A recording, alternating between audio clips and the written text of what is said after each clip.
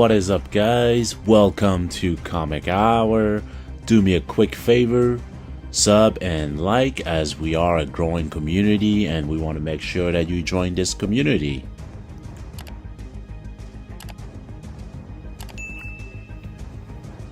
Thank you for that. Now, today we're talking about Absolute Power #1, the DC comic event of the summer. It's here, guys, so let's get ready. Let's get on with it. We find ourselves in Metropolis, where we see men running with guns. They get stopped by none other than Superman himself, the first superhero of our time.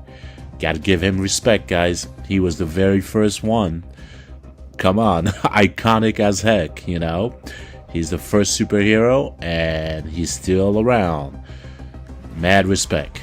Anyway, one of the men panics and pulls the trigger, which pierces Superman, to his surprise, on his chest. So what happened here? Yes, guys, you heard that right. The bullet pierced through Superman, the Man of Steel. Superman bleeds and falls slowly, very slowly. What is happening? I thought that Superman was bulletproof. Wow, what is happening here? Now, in Keystone City, with Animal Man and Gur, basically, you know, their superpowers that they can take the abilities of animals, in case you're wondering, and they can use those abilities. Now, as they land in the park, they see that they are not so welcome, as people in that park start attacking them, throwing stuff, calling them monsters, you know, murderers. We see a narrator suddenly coming in and saying, "As I have long argued for decades, superheroes are a legitimate threat to world order."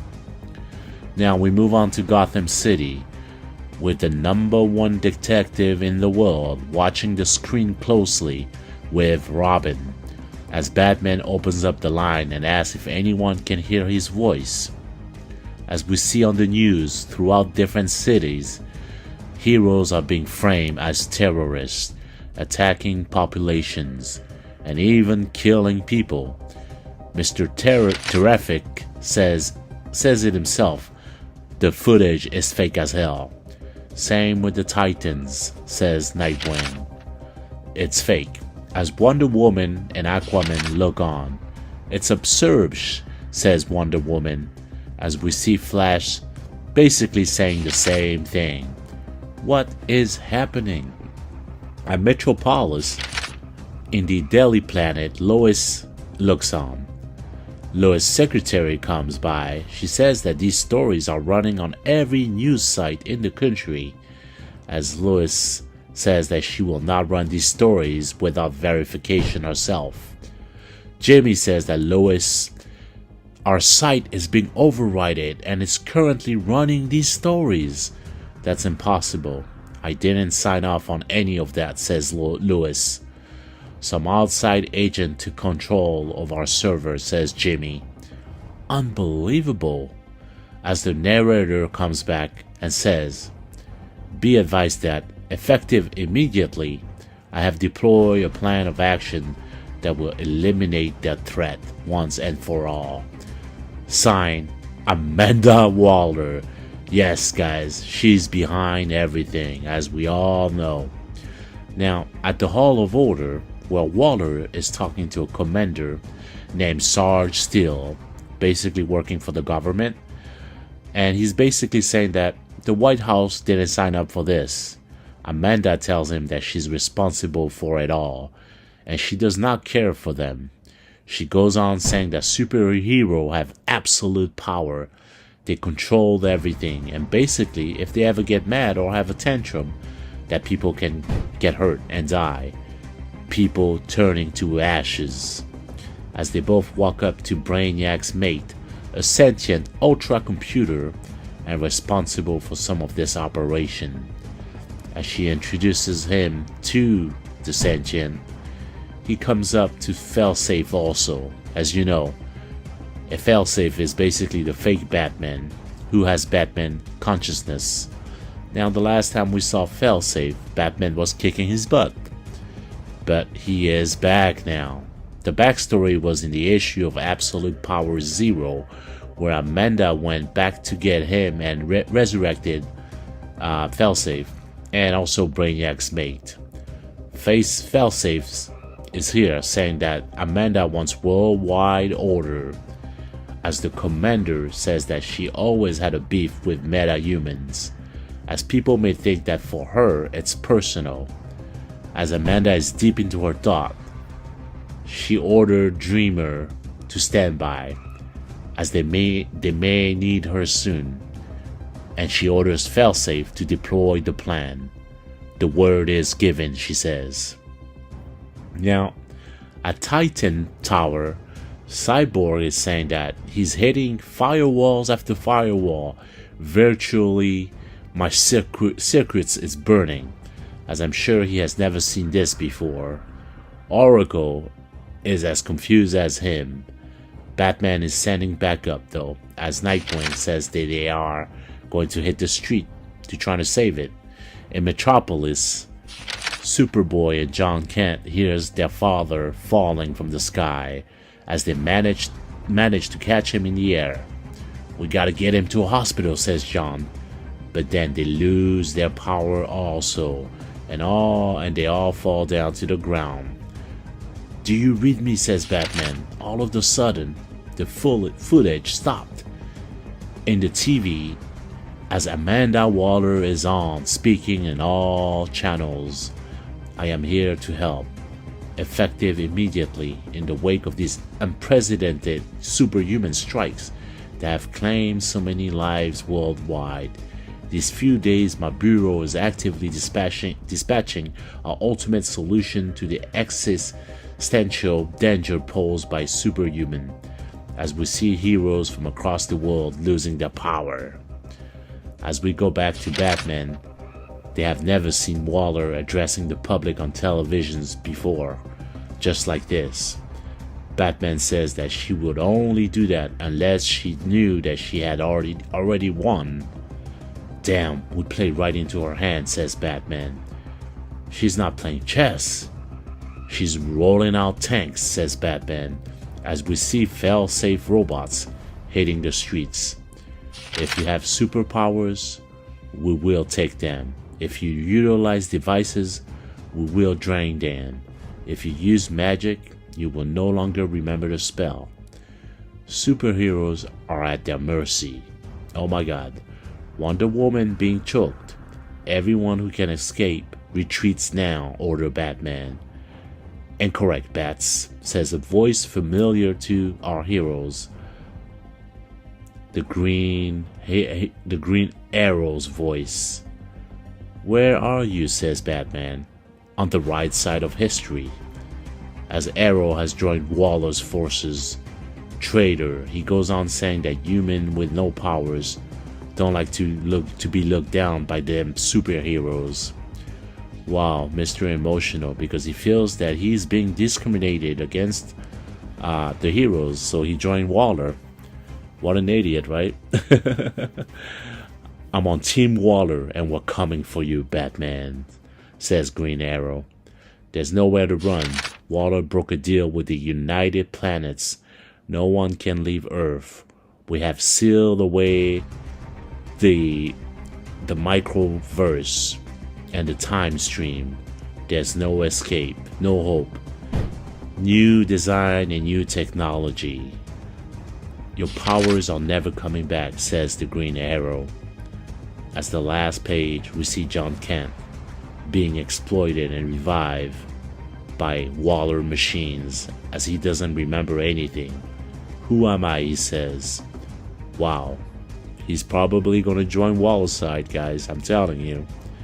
And that is the first issue of Absolute Power. Superhero with nowhere to run and stripped of their power. This is incredible story. Waller now has absolute power. Cool concept, right, guys? Good first issue. Keep it up, DC. Loved it. If you like this video, don't forget to like and sub. and I'll see y'all next time. Peace out. What's up, everyone? Don't forget to subscribe. Absolute Power issue number 2. Here we go. Stick around to discover how the Fortress of Solitude met its end. We kick off with superheroes held captives, dozens drained of their powers, at the Meta-Human Detention Center.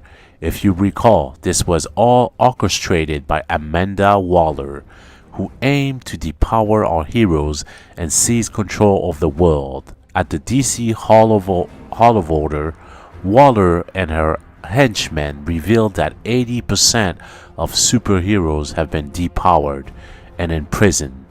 The remaining 20%, the bigger fish, have gone rogue.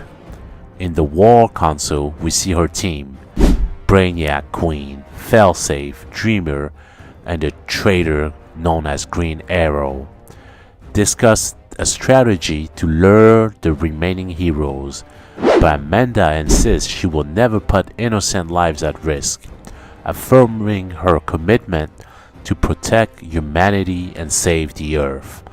This was the very reason she created the Suicide Squad, sending them on missions to support the government, dedicating her life to the US. One could argue she's acting with good intentions, but her methods are questionable. She dispatches her team on various assignments, naming Brainiac Queen to lead a full frontal assault. Next, we find ourselves at the Fortress of Solitude, where our heroes regroup, nursing their wounds from the previous issue. Most of them are powerless now. Wonder Woman is eager to take action, but Aquaman insists they need a plan, believing he's the best fit to command. Mr. Terrific counters, asserting that since this is Superman's home, he should lead. Batman disagrees, arguing that they need a strategist, and he has the experience to take charge. With the Justice League disbanded, they're without a team. Suddenly, Nightwing calls for attention and delivers an inspiring speech. He rallies their heroes, declaring they will never give up, emphasizing that Waller doesn't understand them. They don't need power, proclaiming he didn't need them in the first place. It's the kind of stand we've been waiting for. It's refreshing to see Nightwing finally getting his moment in the spotlight, breaking away from the shadows of Batman and Superman. Batman beams with pride, saying, "That's my boy." Nightwing assigns the missions: Batman to retrieve the Mother Box, Superman to seek allies in the multiverse, Black Canary to bring back the traitor known as Green Arrow, and Wonder Woman to free the prisoners. Superman decides the fortress will serve as their base for now, and finally presents them with the new suits he and Batman had been working on before the Justice League fell apart. Though the suit looked decent, they don't seem particularly special. But wait, shadows loom around the doors. Who could it be? As Superman grapples with thoughts of his son John, captured in the last issue, a sudden explosion rocks the fortress. Enter John Kent and Brainiac Queen. Surrender, she commands, as they attack their heroes. Superman is shocked to see Brainiac alive, revealing that she serves Mother Amanda. Waller has completely brainwashed Brainiac into believing she is her daughter. With her immense power, Brainiac Queen neutralized their weapons, throwing their heroes into chaos. Superman attempts to reach out to John, pleading, "This isn't you," but it seems his son is long gone. Just then, Dreamer sneaks in, conversing with Waller. She confirms she brought the asset, Amazons, ready to drain the heroes of their strength and power. The heroes struggle to damage him, but he self-heals himself almost immediately. Things are looking dire. Superman strives to hold John back, but Wally zooms in on his cool flash bike. Meanwhile, Batman tries to access the Phantom Zone projector, only to be confronted by Amazons. For those of you who don't know, the Phantom Zone projector is a Kryptonian device created by George L. It can transport prisoners to and from the Phantom Zone, an interdimensional realm devoid of physical matter. As Dreamer observes, she feels pity for the heroes, knowing they're not the true villains here. Superman sees a flicker of recognition in John. John says, "Dad." He calls out Dad. Pressed for a solution, Superman urges John to join them. But in a shocking twist, John injects him with the same poison that turned him evil. Brainiac Queen spots a relic containing a tiny civilization. Just as Aquaman breaks the glass, Wonder Woman reveals that this is the city of Contour, home to countless Kryptonians shrunk by Brainiac, each possessing Superman-level powers. Then Wally manages to snatch John into the bike, dragging him out as Nightwing shouts about a transport exit, a portal. Brainiac has eliminated the tiny Kryptonians of Kandor, and time is running out for Superman, who initiates an emergency protocol, self-destruction of Black Zero. That's what he calls it. Hero scrambles towards the portal, the countdown ticking down from 10 seconds. Just then, Brainiac Queen grabs Superman, but out of nowhere, Dreamer turns against Waller, blasting Brainiac Queen. "Amanda, if you're listening, you can go F." And boom, a massive explosion follows, obliterating the Fortress of Solitude along with all of its history. As John watches in horror, he regains a little bit of his senses and conscience, calling out, "Dad." But Brainiac Queen is quick to strike from behind, recharging him with evil. Meanwhile, Waller smugly reveals she's been keeping Green Arrow tied up, organizing weapons from the Justice League archives. We find Green Arrow examining the time stream, saying, "Time's up." And that is the issue, guys. The Fortress of Solitude is no more. The heroes have lost their powers, and they're facing formidable foes who are powerful.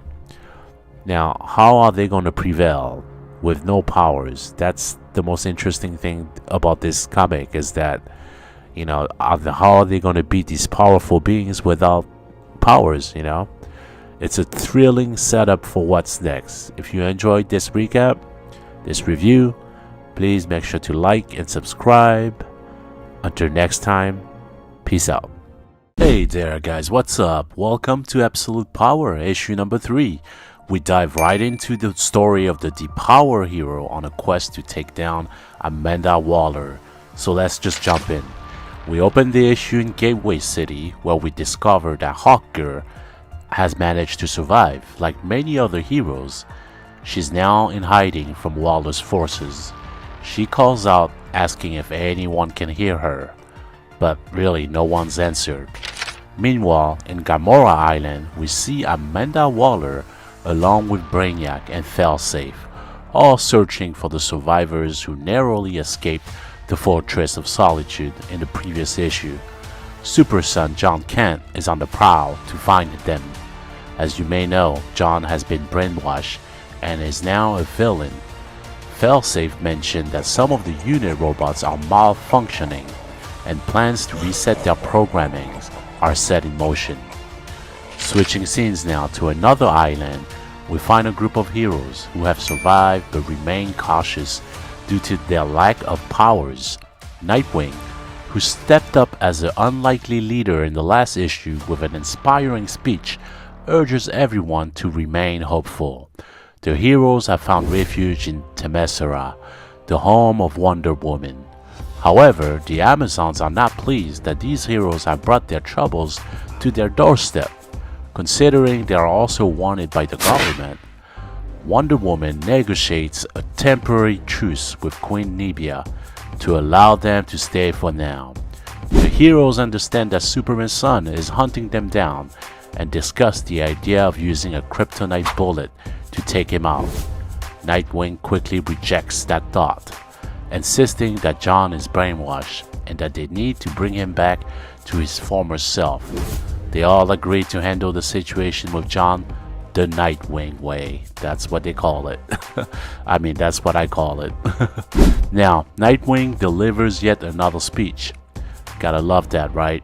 He emphasizes that various heroes are still following the plan despite their complaints about being powerless.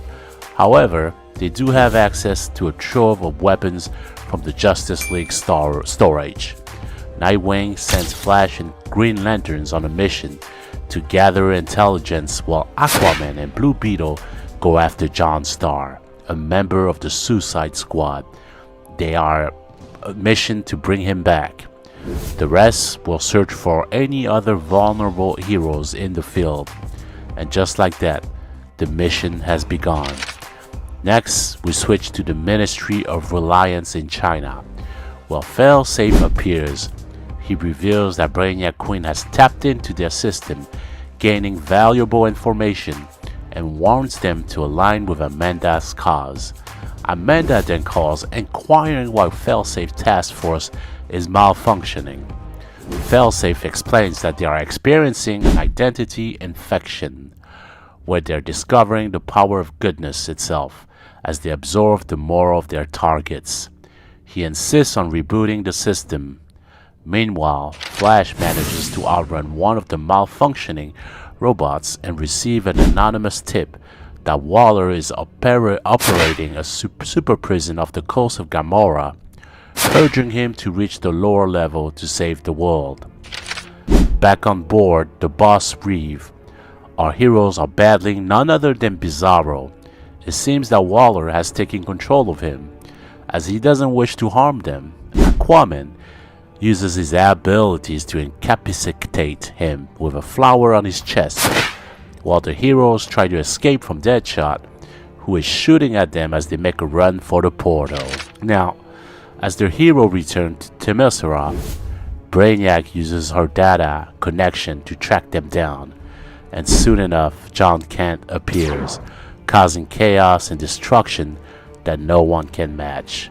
While the hero scrambles, the kryptonite bullet is prepared, but Nightwing quickly intervenes, asserting his authority. "I'm in charge," he declares. It's clear he's taking this leadership role very seriously. Nightwing confronts John Kent, only to have the heroes trap him with magic as he lands. "Dad," John says, regaining some of his senses. He races towards Brainiac to confront the truth that Waller isn't her true mother, but just then Waller recharges her and she knocks him down. Just in the nick of time, Batman appears with the mother box to hit Brainiac Queen from behind. Superman also arrives to rescue his son, overjoyed to see him back to normal. Now Batman successfully retrieves Starr, revealing him to be the key to restoring their hero's power. Finally, in Waller's underground base, Flash searches for information and stumbles upon a multiversal map. He realizes that Amanda is constructing a multiversal army, and he's in shock. And that is the issue. This installment is packed full of heroes, and at times it can feel overwhelming. They might want to slow down a little bit. Too many heroes with too much going on can get confusing. Overall though, the art is spot on. If you enjoyed this, please like and subscribe for more, and I'll see you all next time. Peace out. Hey there guys, what's up? Welcome to the thrilling final of Absolute Power, issue number 4, the epic DC comic event. This is it folks, the ultimate showdown between our beloved heroes and Amanda Waller. Stick around to find out who comes out on top If you need to catch up, just click the link below. And yeah, we began on Camera Island, where Amanda Waller holds court. She delivers a fierce slap to Green Arrow. That's right, you heard it right, a slap from Amanda Waller to the traitor for questioning her leadership. Watch your mouth, she warns him. The heroes are coming for a showdown, she asserts. Meanwhile, at Supermax prison, the heroes have fled their allies through magical portals. Wonder Woman discussed their two primary targets, the main objective being Waller's base on Gamora Island, where Batman believes he can neutralize the Amazon's robots. The Flash confidently states that he can pinpoint the location, aided by Green Lantern, who found his ring at the Hall of Justice. Nightwing, stepping up as the de facto leader, rallies the group, urging Batman to bring the thunder, referring to the mother box that previously took down Queen Brainiac in the last issue. As the hero makes their strategic moves behind Nightwing's leadership, Waller's soldiers mistakenly think they possess all of the Justice League weapons and believe their heroes are outgunned. Suddenly, the soldiers' guns malfunction, and Waller demands to know where Green Arrow is. He just kinda disappeared, really? He may not be a traitor after all. In the Supermax sub-basement, you'll recall from the last issue that Waller had opened a multiversal gate to summon an army from different universes.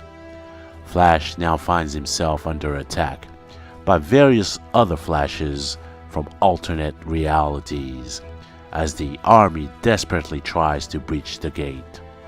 Back in action, the heroes push forward as Nightwing instructs John to locate Waller using his X-ray vision. Aquaman emphasized the urgency. We need to buy Batman some time. The heroes are pushing hard, but it's no easy task, that is for sure. Meanwhile, Flash races to reach to the computer to shut down the multiversal gate from opening, but it remains open. All of a sudden, Green Lantern uses his ring power to block the gate, but for how long? Shut it down now, he says, admitting he can't hold them forever. As the heroes continue their relentless advance, the Amazons start emerging en masse, just as Nightwing and John locate Amanda. Failsafe appears, capturing Nightwing, while Amanda has John at her mercy with a kryptonite rock, weakening him. Did you think this was amateur hour? Amanda says.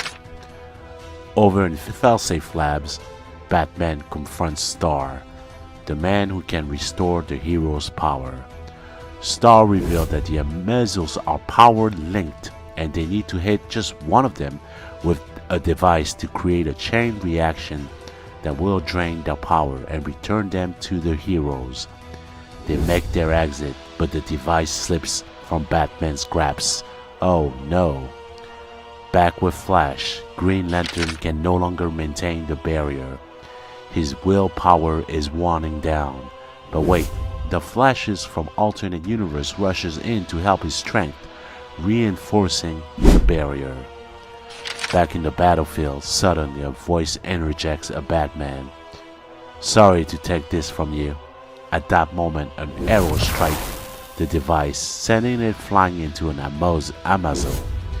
It's Green Arrow. He planned this all along, proving he was never a traitor. Amazing. Oh no, Amanda says in dismay, realizing power has been drained along with Failsafe. Pointing a gun at Nightwing, she says that the gate behind her is her escape route.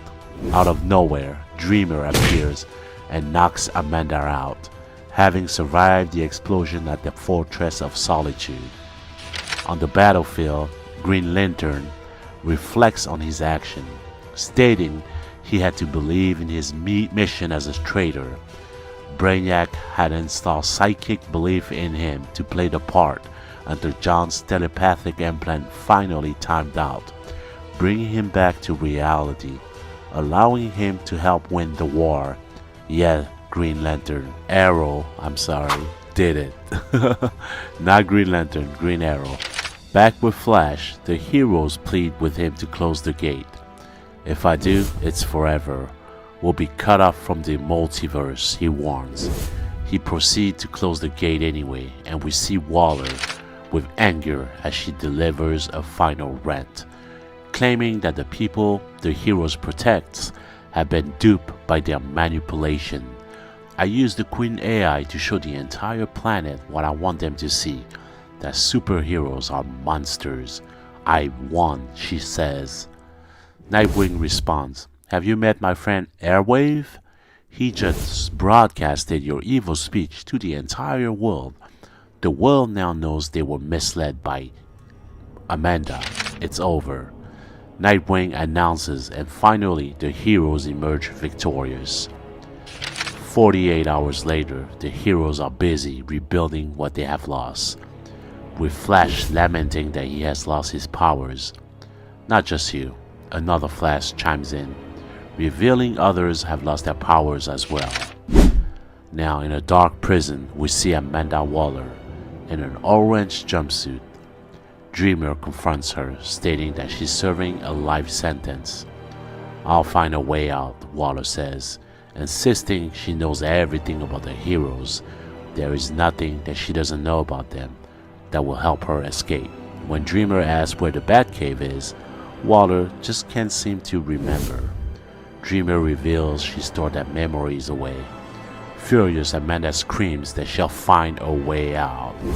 Wow, Amanda Waller in prison. That's, we've never really seen that. Wow. Back at the original Justice League headquarters, the heroes gather around Green Arrow, who attempt to justify his actions. Superman mentions that not all superheroes or superpowers have returned to their original owners, causing significant complications. Wonder Woman says she thinks whether she should just break Green Arrow's arm for lying, or she should just leave him alone. Green Arrow insists that the Justice League must return. The world needs them, he says. Batman unveils a holographic image of a new base, signifying that this is the end of the Absolute Power event. What a complex puzzle to unravel. So many pieces remain, but the heroes have triumphed. They have won. Not with some losses though. The Justice League is back, folks. Now we want to hear from you. What did you think of this summer blockbuster of DC Comics? Comment below, let me know. And if you enjoyed the video, of course, don't forget to subscribe, like, and join this community of comic book lovers. And yeah, guys, I will see you guys next time. Peace out.